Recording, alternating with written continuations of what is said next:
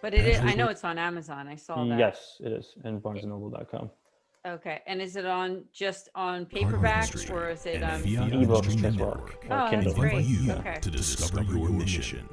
A brand new And we don't have to spend too in-depth much time monthly talking video about it. series Yeah. featuring Okay. engaging We'll talk a Catholic little bit. speakers Yeah. who will challenge you to live your life abundantly.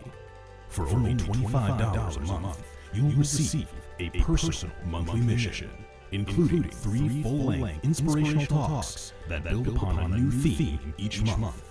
Sign up for the Discover Your Mission tier at patreon.com/patchworkheartministry today.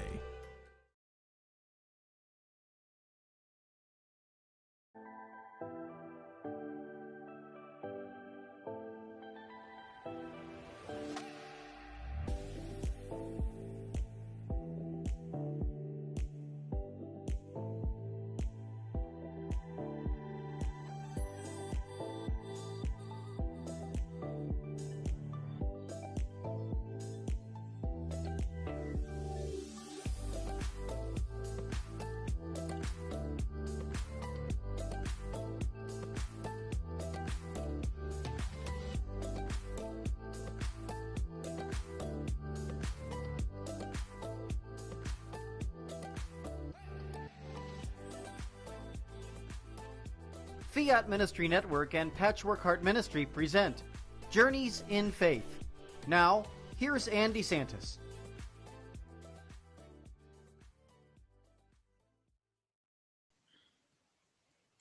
Hi, welcome to Journeys in Faith here on this Friday evening on Fiat Ministry Network. Great to be here. And I have another amazing guest. I have Peter Cavallaro. He is a husband, a father, an author, and an apologist. Welcome, Peter. Thanks for joining us. Thanks so much for having me. It's great to be here, Anne. It really is. You have an amazing story of faith, and you are also the author of the book Fragments. We're going to talk about that later on in the show. I thought we could start out with your own faith journey. And it is so interesting because you're on fire for your faith. So we're very grateful to have you here on this evening. Absolutely. I love talking about my faith. I love hearing about the faith journeys of others.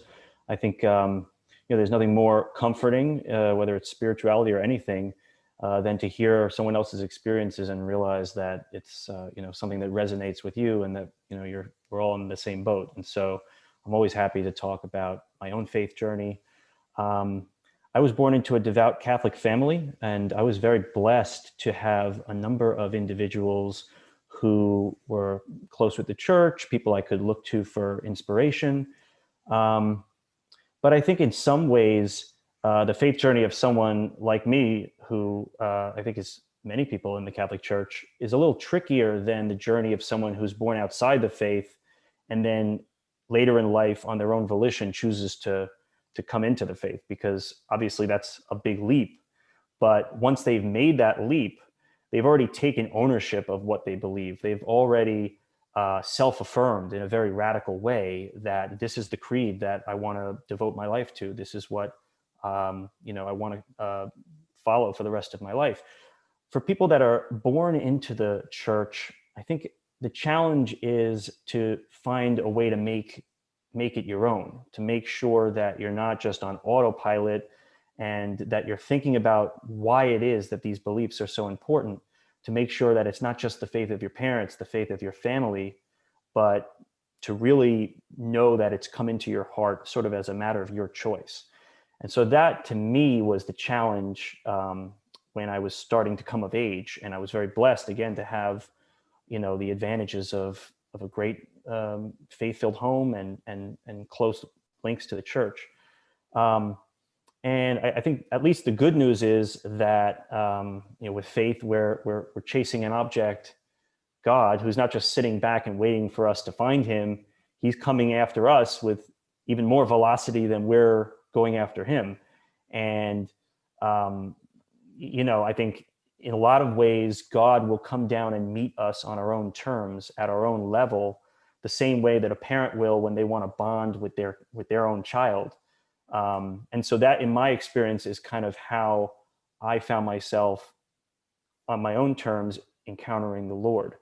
Think about like a father who, maybe wants to bond with his teenage son, and wants to have deeper conversations with the son, and is a little disappointed that they're not as close, the father will think of the settings and think of the experiences that will most resonate with the son and use those as the way to make that connection. So maybe the son's into sports, the father will buy a pair of baseball tickets and take him out to the ball game, or will take him to the park and they'll shoot basketball hoops. And that's the context in which that bond will happen. And so God, I think, in the same way, comes to us in the context and through the means that are most hospitable to us based on what we're into. And so, I think there's no one place or one way in which we can find God. I think it's the exact opposite. God can be found in almost any place, through almost any activity that we can imagine. And because human beings are eclectic by nature, we have so many diverse interests and opportunities and experiences, God kind of ends up coming at us from all sides. And so then the challenge just becomes being perceptive to God's presence in even the most unlikely of places, and being open to that outreach from God, even if it's unexpected. So going back to me, I'm coming of age, and I'm wanting to, find God. Where do I find God? And I end up finding God in a series of places that are at home to me. These are the places that God is meeting me, because it's where, that connection can happen. And so I think the first place where I found God and I had that feeling of authentic personal connection with God was just through the warmth and love that I had with my family. I have a big Italian family, a very close knit, extended family, grandparents and everything. And I found God in those relationships. And I found God present in those relationships. And then the next place I found God was through creativity. I'm a very creative person. I've got a lot of creative pursuits. I love to write. I love to design things. And in that creative process, I found God there too. And then I found God in nature. I love wildlife photography and hiking and just natural beauty in general. And, through nature's beauty and through sort of spending time outdoors, I also found a connection with God. But I think the most unlikely or unexpected of places, but the most welcome connection I made with God for me was through philosophy, intellectual pursuits. I found God in the tenets and the teachings of the Catholic Church, because I'm a very cerebral person. I'm academically oriented. I'm a thinker. That's just the way I am. So when I got to college, and that's the time where I think people generally are at the stage where they want to put things together and think about what it all means and what this world is all about, what life is all about. If I didn't find God to my satisfaction in the head as well as the heart, I would have been someone who probably would have been a little dissatisfied. And I might have, gone down the path of, we see it a lot, atheism, agnosticism. But when I got into my studies and, pursued philosophy and did some writing in that regard, I was very pleased to discover that God was waiting for me there as well. And so I think that, my faith journey, if God is water, my faith journey can best be described as me realizing I'm swimming in the ocean. That's how I would say it. I love how you articulated everything. It makes me also think of how everyone is different, whether they are opened up to God through truth, beauty, or goodness. I wondered if you had anything to say there, because you mentioned almost all three in your description. Yeah. Again, I think God comes to us and he's got a knack for just knowing the best way to make that connection. And I think that, I guess truth is definitely, that is sort of another way of saying sort of the philosophy angle. I was someone who I was pursuing truth. I was seeking to understand what things are all about to my satisfaction. And, maybe the way to say it is, God, I found out that God is really the ultimate source of truth. God is really the only satisfactory source of truth. And so for me, that got me a good way that really, I got a lot of mileage out of sort of that realization. And that to this day really fortifies my faith. I think you're a great example for not only people your own age, and I know you've told me before that you are a millennial, but for people of all ages, including my own. So I thank you so much for Thank you. sharing. Yeah. I wondered if you had anything to say, because it's a known fact that people in your own age category are not really attending mass as they did in years past, and that church attendance among millennials and younger has gone down, and I'm sure especially in this last year.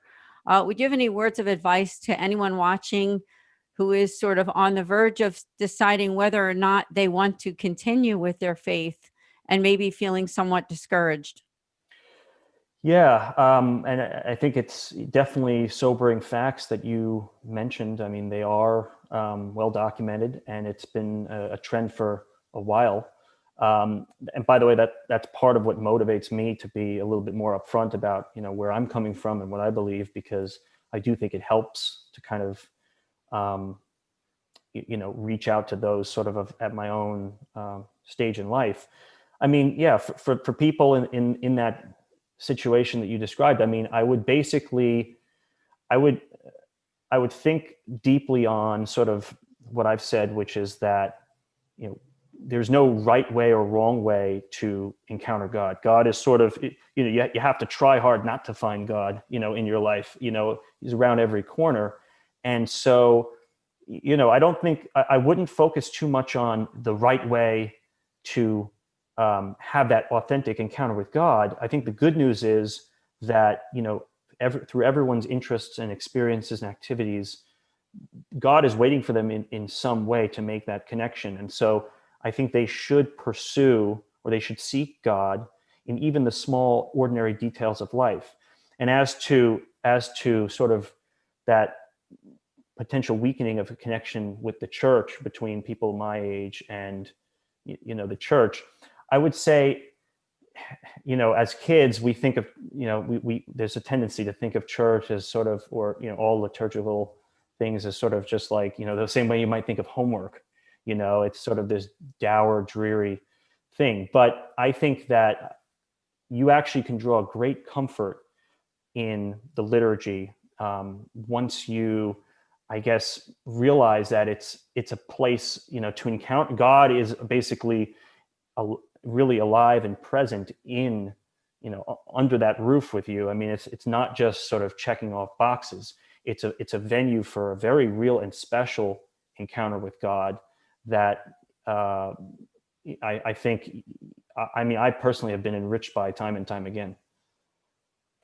Yeah, that's awesome, because any reflections on why we believe always helps us to keep going, doesn't it? Because I think all of us get discouraged, and especially this past year, for a lot of people, there's been some discouragement with continuing on the faith journey, especially when we weren't able to get to mass. So I thank God that at least in my own archdiocese here, things are somewhat normal, other than the fact that mass has not been completely, made mandatory yet. But I know that hopefully throughout this winter, and as we go into the warmer weather, things will be, quote, back to normal. What are your thoughts on what has happened this past year as far as the church and, moving forward? Look, it's been a challenge that I don't think any of us imagined we'd live through, and really is unprecedented. And it, I think, does put a bit of a strain on our personal relationships with God. I mean, for those of us for whom going to mass and participating in the liturgy and regular receipt of the sacraments was a vital part of our connection with God, and having that kind of interrupted because of just external factors, it forces us to sort of really recreate, to the best of our ability, a sustained, routinized way of engaging with God. One way I describe it, for anyone who's been in a long distance relationship, when my wife, who was my girlfriend at the time, was living in a different state, and I was away at school, when you're in a long distance relationship, or even a long distance friendship with someone, as I always say, that relationship lives or dies based on the quality of the communication and the regularity and depth of the correspondence between these remote people. I mean, our relationship with God in some ways is permanently like that, because there is obviously some barrier to, having a face-to-face with God in a literal sense. We need the regularity and the earnestness of communication with God in order for that relationship to remain vibrant. And so recent events this year, I think, made that more true than ever, because it was really up to us. We didn't have the aid of, the greater community to sort of, buoy ourselves. Amen. I like the word routinized, and I think that's a good word for all of us, because even if your diocese or archdiocese hasn't made Mass kind of an obligatory yet, we can always routinize our prayer life. We can always routinize our awareness of God in our lives, as you talked about the different ways that God speaks to us all the time. I think another way that God speaks to us is through our vocation. Now, you're a millennial, you are a married man with a little child, your wife, Alexandra, your son, Peter, who's 16 months old. There they are. Beautiful picture there. I love that. He is adorable. And your wife is beautiful. Let's talk about that. I mean, you have an amazing family. And obviously, God has come so much into your life through your own family life and through your vocation. Mm-hmm. Yeah. And I mean, I like the word vocation. It is a great word to describe, not just someone who's obviously called to, religious order. Vocation, we're all called to vocations of all sorts. And it's up to us to discern it. And I actually think the even more profound fact is that actually we're all called to multiple vocations. I wear different hats. And some hats I'm always wearing, some hats I'm wearing on top of other hats. Sometimes I have 5 hats on at once. But yes, I think there's no more important vocation to my mind than, and now it's recent, but fatherhood and also as a husband.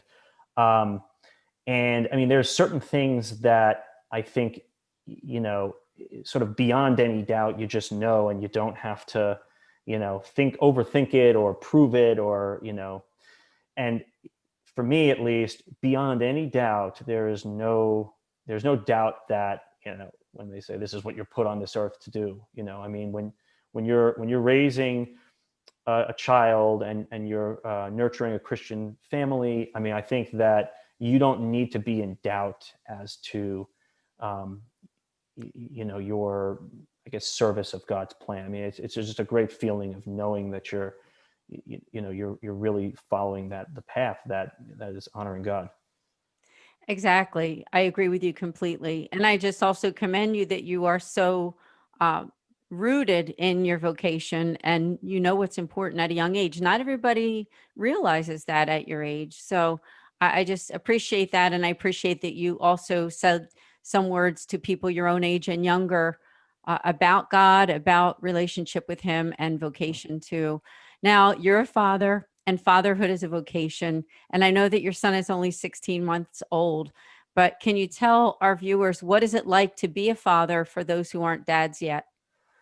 Well, it's kind of like when you jump into a frozen ocean or lake or whatever, and you're sort of like, when you're standing on the dock, you're kind of like, I don't know, like, I don't know how to jump in on my own. Like, I'm hesitating, whatever.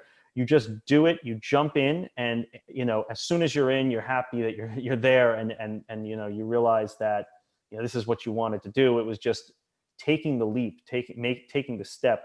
Could be a little intimidating, but no, it's an absolute blessing. No matter how physically demanding it is and mentally exhausting it can be at times, it speaks to how profound. That's another thing. I guess it brings us closer to God in the sense that we experience a profundity of love that we never even knew we could exercise until you can direct that love toward a child of yours. It's almost like like when someone is in an emergency situation, they exercise muscles or strength that they never even thought they had. There's this love, and there's this capacity for love inside of us that you don't even have the ability to exercise until you can channel it toward a child. And in that way, I feel closer to God, because obviously God, you know, there's, you know, one of the most perplexing things about God is how he can love us so boundlessly, no matter how flawed we are and whatever, something that we could never do because we're not, like, we're imperfect. But I think it kind of, it gives me just a little bit of a glimpse into what God's love for us must be like. Yeah, I love that word glimpse. It's so true. And I'm sure that the words that you spoke also, people who are parents understand exactly where you're coming from. I know I do. I'm kind of hoping my daughters are watching, because some of those words that you used are words right from my own heart to my own family and my kids. So thank you so much. So tell us a little bit about what is it like to be the dad of a child his age, because I know Yeah. that is an active age. He's 16 months old. Very active, always moving, running around. He was an early walker, which I should have known because I have the family record of walking at 9 months. And I think he was walking at 10 months, so it's still pretty early. And he kind of skipped walking. He went to running, and also can never take your eyes off him. And he is maybe, I mean, I don't have too many data points to go by, so I can't say whether he's on the high or low spectrum, but I can say beyond a shadow of a doubt, he is shamelessly needy. He always needs attention. He can't play quietly by himself in a corner. He wants someone, preferably both people or any number of people in the room, to be watching and applauding him. And so, and it requires a lot more compromises of our own personal lives, and my wife and I, you know, sharing other responsibilities and taking shifts. So definitely a huge life adjustment. And I'm one of the first of my friends to have a kid, so I'm kind of a trailblazer here with them. Yeah, I can't stop smiling, honestly, because I love that age. And I love when I see people your age who embark on parenthood and brings back so many wonderful memories. And you're such a great example to Thank you and your wife. And that brings me to the subject of faith in the family. Now, I know he's only 16 months old, but I don't know if you have introduced any kind of like nighttime prayer as a family, or has he been exposed to anything about his faith? I know that when my kids were little, I used to read them little board books that had something to do with God or Jesus or faith. hmm Yes, I mean, one thing you'll find when you have a kid is there's a variety of things that kind of just hit you, and you realize, you know, you got to come up with, you know, what's your view on this? Like, what's your view on sugars? What's your view on, you know, TV time? What's your view on 1,000 things? But obviously nothing close to being as important as faith formation. And yes, we do have, you know, again, getting back to the idea of routinized, we do have a routine that we exercise so I guess there's two types of ththings that we've done. First is we have a routine, which I expect will evolve as he evolves. Currently it's a series of prayers with him. And that's sort of the, you know, and we'll get more into books, I guess, when he's getting a little older. We've got a lot of great ones. But then another piece of it, I think, is sort of building the environment that will hopefully supplement the faith formation that we'll actively be doing by, I guess, what we have a few things. Firstly, we have sort of in the house, you know, imagery, visual wise, you know, wanting to provoke conversations about what this is and who that is, and you know, why this is up in a place of prominence. And then also audio wise, you know, we have a playlist, prayerful playlist of music that we are, you know, playing and starting to play. And I think, again, just to kind of build on all fronts, sort of this totality of an environment that he'll just kind of come up in with, which I think will be bolstering of his faith. And then, of course, I guess another important component that's less relevant now, but will be, I guess, very relevant soon is sort of on the negative side, is, you know, blocking out or just, you know, paying attention to, I guess, negative influences in that regard as well, which I guess hasn't been as much of a thing we've been doing so far. No, I agree with you completely. And on a side note, I homeschooled my kids, so I do understand what you mean about the negative influences. And especially in today's world. So now we have a whole lot more to talk about, and we're not going to take a break quite yet, but pretty soon. I thought before we take a break, you mentioned before the show started that you are a fan of the saints. I wondered if you could talk about one or two of your favorites. Very hard. I love the saints. Well, let me say why I love the saints first. I mean, and I think Catholicism is so rich and textured. There's so many depths to our faith. There's really no amount of stuff is too much. I mean, we have so much that I think augments what's under the rubric of the Catholic Church.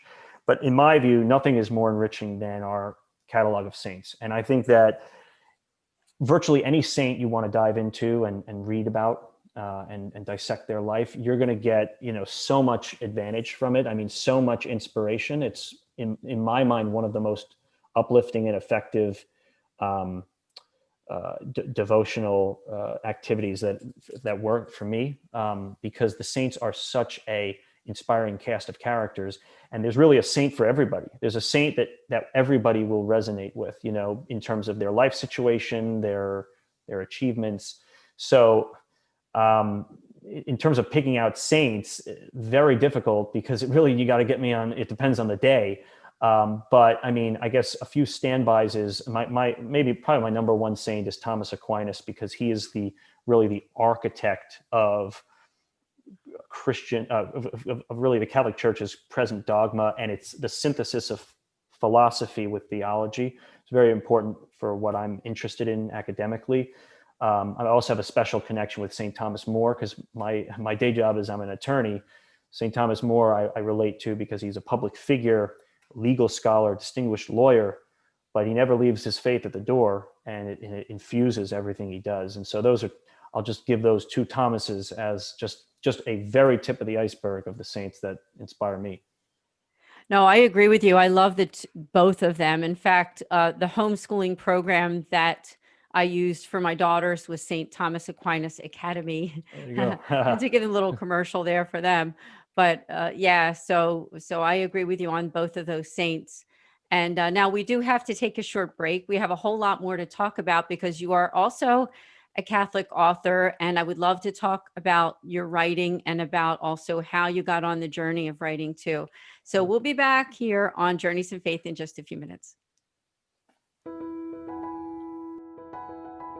Hi, my name is Anne DeSantis, and I'm the director for the St. Raymond Nonatus Foundation for Freedom, Family, and Faith. You can learn about us on our website at nonatus.org. I'm here to tell you today about two great podcasts that I hope that you will tune in. The first Tuesday of every month at 8 o'clock, we have a podcast specifically for Catholics affected by divorce. From 8 to 9 p.m. Eastern, go to Philly Nonatus on YouTube to subscribe. In addition, we also have a podcast the last Thursday of every month. That's also at 8 o'clock Eastern Time for 1 hour.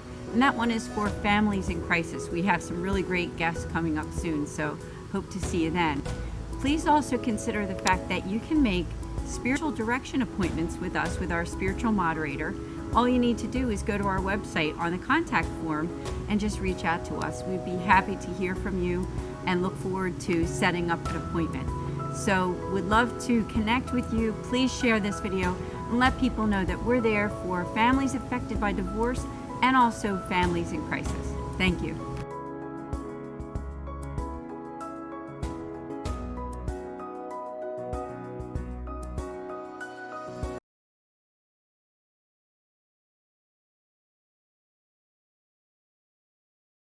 Family and Faith.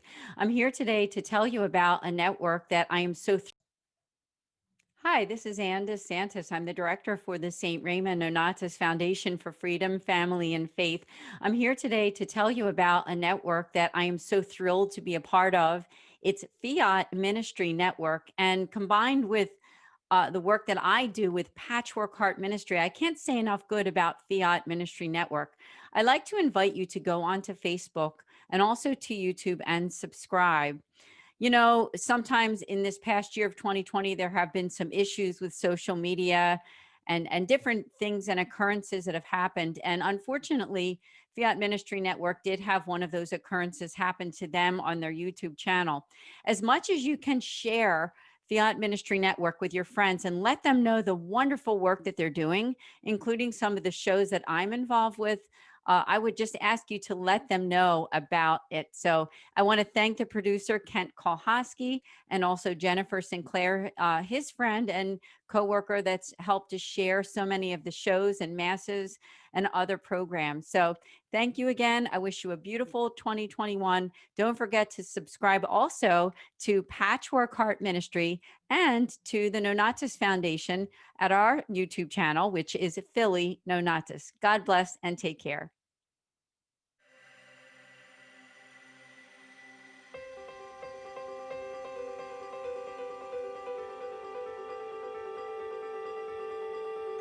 Patchwork Heart Ministry and Fiat Ministry Network present the Discover Your Mission series. Now, I had been brought up without any prayer, without Bible, without church, nothing of that kind. And so when my father died, I became suicidally depressed. I had no desire to live. And yet, by the grace of God, whenever I got to the point of actually taking my life, I always had this interior conviction that if I took my life, I would simply find it again on the other side, and it would be permanent misery. But it wasn't until I became a wife and a mother, and I began to try and pass my faith on to my children, that I realized that everything I knew about Jesus was memorized doctrine. I was a good man, I was a good father, I was instilling the sacraments into my family. I was definitely not intentional. I was stuck broke in my faith. But what kind of strength did he have? Jackie did not just have a strength of body or baseball skill. He had a strength inside of his spirit, a courageous meekness that empowered him to play the game. And I tell him what is going on with me, and he's like, oh, okay. And I'm like, no, I think this is like some sort of miracle, dude. And he's like, okay, of course, but I'll believe it when I see it. Honey, you've been trying to quit, and you've been saying this and saying that, and I'm his big line to me is, you shouldn't say things, because I never follow through on them. And so this was week after week, month after month. He is looking at me like, this is a miracle. There is no way that you, on your own, could have done this. So we are called to sing. All of us are called to sing. All of us are called to express ourselves and join our voice into the unity of the church. Often with my choirs, I ask them to listen to each other, to listen to the sound that they make together as one. That's what we're aiming for. Through the harmony or unison, we're aiming for a one sound. You need to decide, what are you going to participate in? Are you going to participate in the historic Christian idea of the altar of sacrifice, which is in the Eucharist, or not?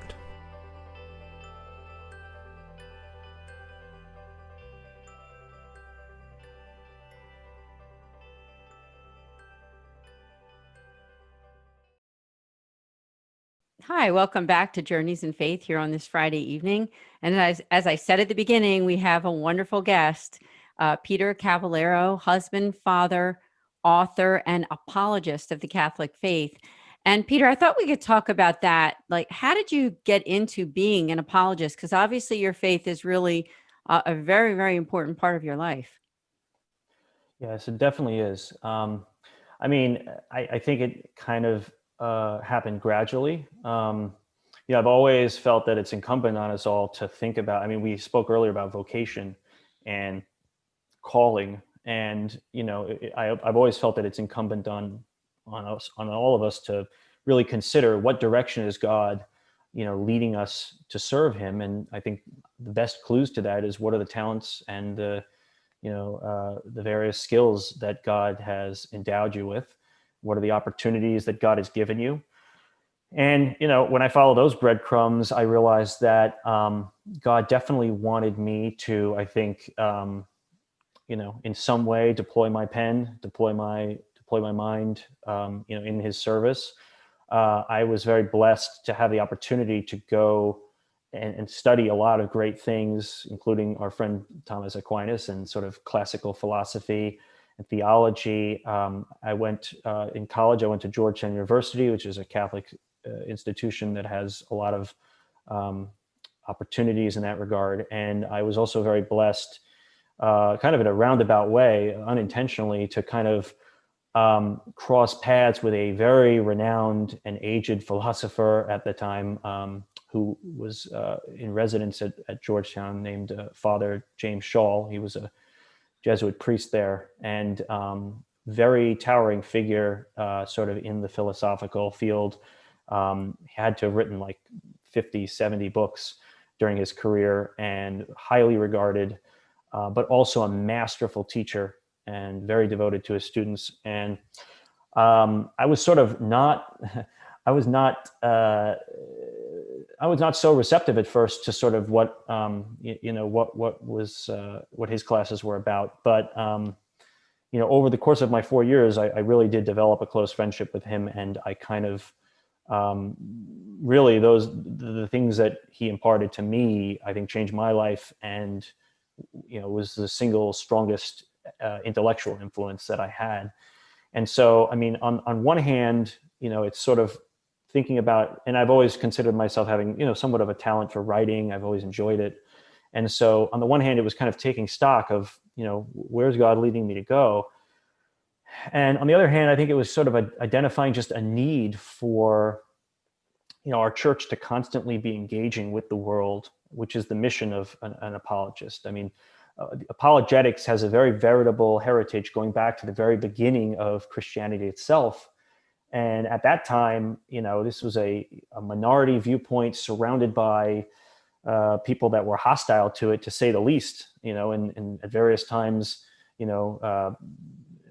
launching, deadly persecutions of Christians. But at any rate, they were constantly feeling the need to justify and explain why they believed what they believed, and testing the mettle of what they believed against, currents of thought that were, going on around them. And, I think that the need for that kind of engagement is no less today. And I would think of it kind of like apologists as a security force, in order to live in, a great country like this, to enjoy the ability to, raise a family with prosperity, and, have a good education, and enjoy clean water, clean air, political liberties like freedom of expression. To enjoy all this good stuff, you have to have men and women in uniform on the front lines, on the frontiers, fighting to secure that freedom, so that everybody in the middle can enjoy, the greatness of a country like this. But then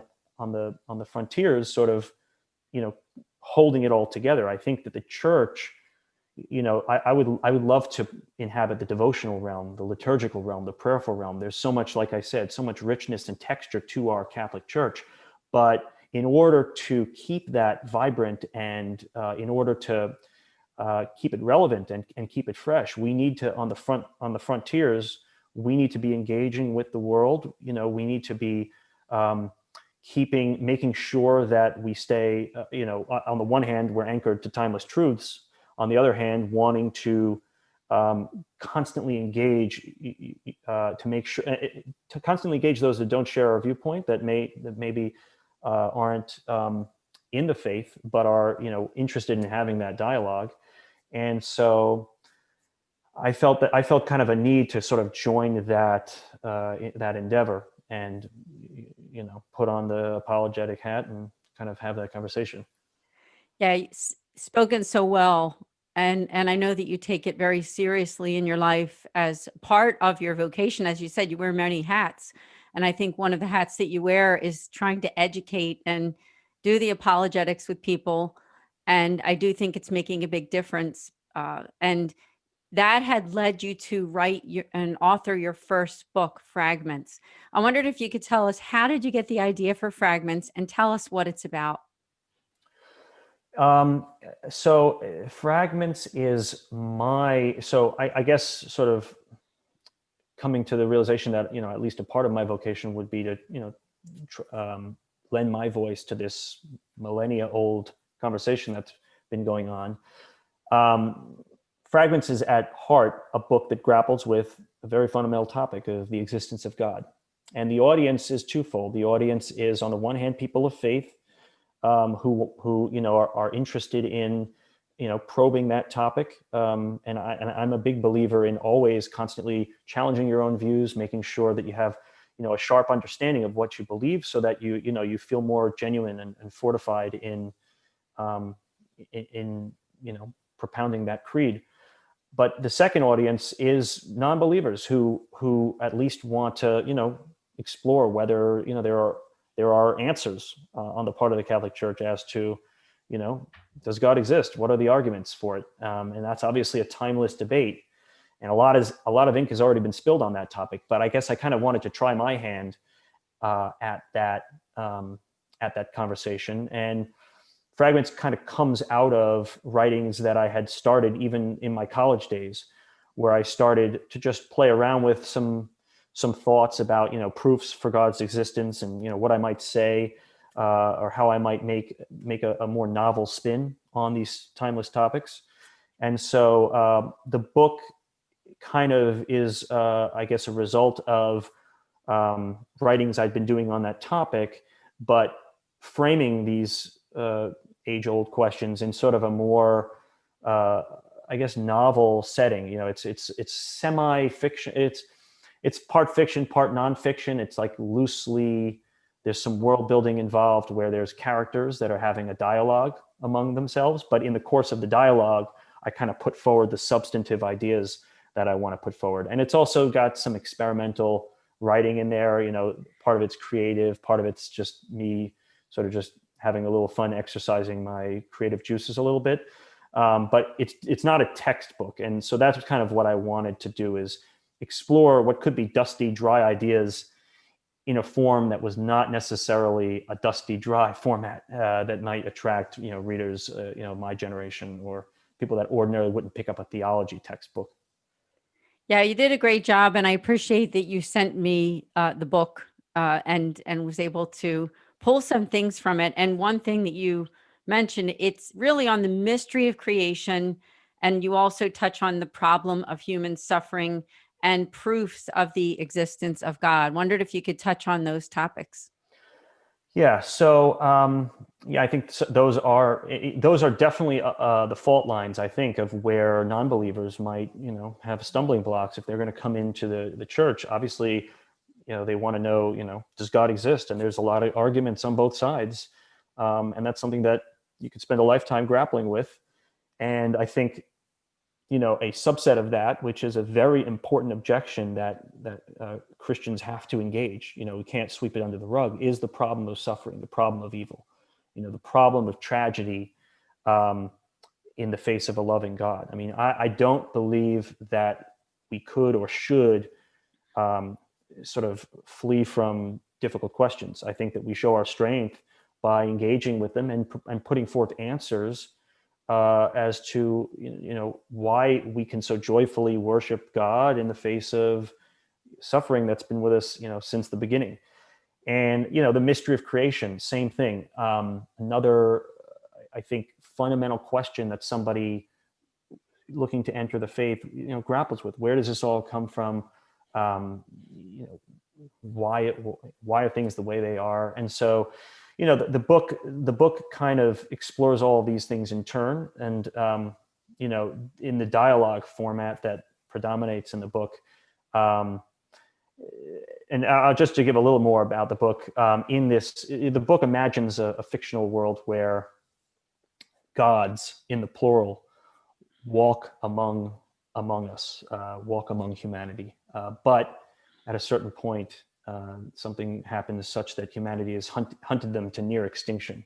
And the principal character of the book, who's known as the God Slayer, is sort of this renowned figure who has hunted down a lot of these gods. And the God Slayer really represents the person who's struggling with their beliefs. And, we would all love to be able to be face to face with God, because we've got a lot of questions we would want to ask him. We have a lot of burning questions: the mystery of creation, the problem of suffering. If we had God in front of us right now, it'd be a very long conversation. Well, in this world, they do have the luxury of having the gods in front of them, and they're filled with rage, and so the God Slayer is the one who is, through his voice, a lot of these objections and questions are coming, and the interlocutors of the God Slayer are the remaining gods. So there's this dialogue going back and forth where the God Slayer is asking questions I think we'd all love to ask, and is getting answers, to those questions. And so that's where I explore, I think, a lot of the questions that I wanted to address. Yeah, it must have been fun to write the book, because I know that there are topics that you really like. And it was probably not only an educational experience, but also enjoyable for you. And I do hope that people who are watching will consider buying Fragments. I know it's available on Amazon. Tell us I know that it's in paperback. Is it also available in Kindle as well? Yes, Kindle ebook as well, yes. Excellent. So that's awesome. I know that it's also recommended for those who wish to strengthen their faith and those who seek to challenge it. And it's a one-of-a-kind book for the 21st century. And I think written by someone your age makes a big difference, because of the experiences that you've had being someone living in this time at your age bracket, who's seen so much change, and now is a husband and a father, and experiencing now life going forward as you are living out your vocation. So it's truly amazing. So is there any other recommended writing that you would suggest for someone watching? I know we talked about the saints. Were there any books that really inspired you? Well, and just to touch on that again, I'll reiterate, any amount of time spent reading about any saints is a great investment. It pays big dividends. You're just going to you'll be astounded every time you read about a saint. I'm 100%. I've never hit a dud. They're all great stories. They've all got great things that they kind of contribute to your life. And that's something to consider, maybe even integrating into a prayer routine, if you want to change it up in terms of readings or other things that you're doing, reading a small blurb about a saint, they're frequently incorporated into sort of, devotional books and such. And I think that's definitely a great additional angle to keep in mind. I think that for me, I like to read apologetics sort of in the vein that I wrote, books that, like C.S. Lewis, that will, make arguments for the problem of pain, one of his books, or the existence of God, or, why to believe. And there's also devotional books that, aren't necessarily geared toward, questioning, which has its place, but, within the audience of just believers, just enriching and strengthening, what we believe and why. I think there's a good spread of genre that I alternate between, and that's on top of, because I'm a history buff, that's where my true academic heart lies. All the other reading I do, but yes, in the theological realm, there's a couple of great angles to go. And all the reason to buy the book Fragments. And I just pulled a couple thoughts here: that creative characters, profound human questions, deep theology, combined with the art of writing. I mean, that's what Fragments is all about. I mean, pulled together by Peter Cavallaro. So nice work. Now, what about the future? Are you considering writing another book? Yes. And, I don't have a concrete project yet, but what would typically happen is, I sort of do scattered writings that might evolve themselves into, the jigsaw pieces that will come together, and Fragments itself, no pun intended on the title, did kind of originate with two separate projects that I had started, over the years working on separately, and in fact, that accounts for why it's this hybrid of fiction and nonfiction. On the one hand, I had, these nonfiction writings on, proofs for the existence of God and more doctrine-based questions that I was trying my hand with in college and beyond when I was studying under Father Shaw. But then separate from that, I was writing more poetic, allegorical writings, reflecting on the mystery of creation and doing it in terms that, very much resembled like the beginning of the book of Genesis. And it was sort of the insight that I had was to combine those two things into a single work. And that's where the book came from.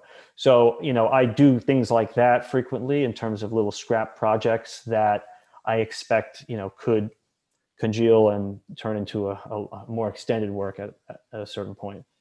We'll look forward to that, and we'll have to have you back again once that's published or before. Now, you're a busy person. You're an attorney, a husband, a father, a person of faith. Prayer is really the key for all of us to growing in our faith. How do you work prayer into your life, and is there a favorite prayer practice? That's a great question.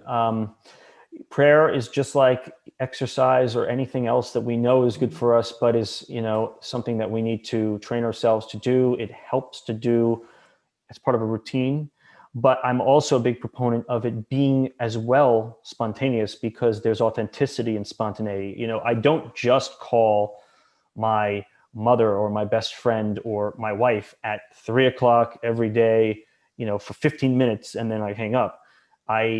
The true loving relationships, there has to be spontaneity. There has to be, room to maneuver. But we are busy people and we also need some degree of routine. Otherwise, just like exercise or anything else, it oftentimes doesn't get done or doesn't get done enough. So I think the challenge is balancing that. And I think for me, in my experience, what that amounts to is definitely having a routinized prayer episode or episodes, I think most commonly at the end of the day, and in the context of a marital relationship, doing it communally as well. But this is in some ways even more difficult, also sort of getting into the condition where it can happen spontaneously, naturally, proactively throughout the day. I always say that the moments when we should be turning to God are the moments when we least instinctively think to do so, because we're so focused on the crisis at hand. We're so overwhelmed and we're so busy. Like I'm at work, busy day, got a lot of stuff going from all directions, feeling overwhelmed, rather than, fall back on my faith. Too often, I'm not able to focus on that nourishing relationship I have with God because I'm too busy fighting these fires all around me. But I think it takes a lot of skill that I haven't yet mastered to step back and to, fall back on your faith in the moment that you need to, not when the dust has settled, when you're comfortably, everything is sort of over, but to be able to do it in real time, I think is something for everyone to work on. Yeah, absolutely. That's great advice. We went at the beginning of the show, we were talking about the fact that you're in that millennial age range and how so many people in your age group aren't really honoring their faith and going to church and even thinking about relationship with God or religion for that matter. And we get a lot of people who watch Fiat Ministry Network who are concerned for their kids, their grandkids. They love to see somebody like you at your age who is so devoted to their faith. Do you have any advice for them of encouragement to try to evangelize people in your age group? Well, one thing I'll say, which I alluded to at the beginning, is, rejoice that God can be found in so many diverse contexts and channels. Chances are, God, there's room for God to be encountered on a person's own terms, no matter what their interests are what their status in life is, where they're located. I mean, God is there. Don't try to fight necessarily, thinking, that God needs to be pigeonholed. There's one route to sort of get someone to have that authentic encounter with the living God. Maybe work within the parameters of somebody's interests, somebody's personality, and there's bound to be a wealth of avenues that can be explored in terms of having the person encounter God on their own terms. Another thing I would say is, this isn't foolproof, but time does have a way of bringing, not always, but bringing people around to God, if they have a sustained, resources around them, a sustained influence, a positive influence that's extended to them. It may not immediately sink in, but I think one of the good things about our faith is that it's the real deal. At the end of the day, if it's there for them, and all they'll need to do is to take it, and they'll realize for themselves, maybe at that appropriate time, maybe after some instigating event causes them to just turn to faith. Once you realize it for yourself, you don't need any more convincing. It's the real deal. And I guess I say it from experience, just because I wouldn't have thought it, maybe a few years ago, but I've seen very, very joyful and surprising turnarounds where people I'd known that hadn't had God involved in their life, with the passage of time and positive influences, really surprised me, and really thankfully now have very fruitful relationships, and I'm grateful to see that. Thanks so much for sharing. Miracles do happen. I've seen them in my own life, and I'm sure that you have too. And I think especially when you have your first child, I don't know about you, Peter, but you definitely start to see so many more miracles starting to unfold in your life. So I'm really happy for you and your wife, Alexandra, and for Peter Henry, right? He's Peter Henry. Yes. And God bless him. And just ask everyone to keep you and your family in all of our prayers here at Fiat Ministry Network. Such an honor for us to have you, Peter. Thanks so much for joining us. My privilege. Thank you so much. That's right. I'd like to also invite our viewers to go, after this show is over, at some point, please do go to patreon.com/patchworkheartministry, as there will be a show there called 5 Minutes of Faith. And that will be with Peter and I, where we will discuss 3 ways to draw inspiration from the saints. Now, you're seeing up on the screen the Patreon site. And during our commercial break, you learned a little bit about the Discover Your Mission series, which is a wonderful download brought right to you of a church mission. So you don't want to miss out on that. I want to thank our friends from Fiat Ministry Network, Patchwork Heart Ministry. So again, Peter, thanks so much for joining us. Thank you. God bless. See you all next week. God bless.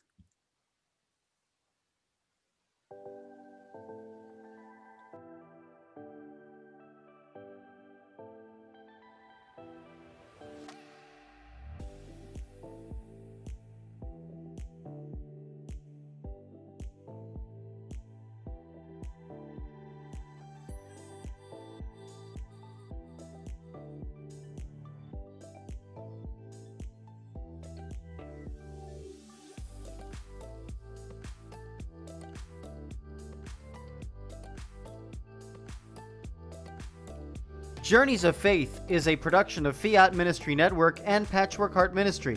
For more information about Journeys of Faith, email info@fiatministrynetwork.tv. And be sure to friend, follow, and like us on social media. Just search Journeys in Faith with Anne DeSantis.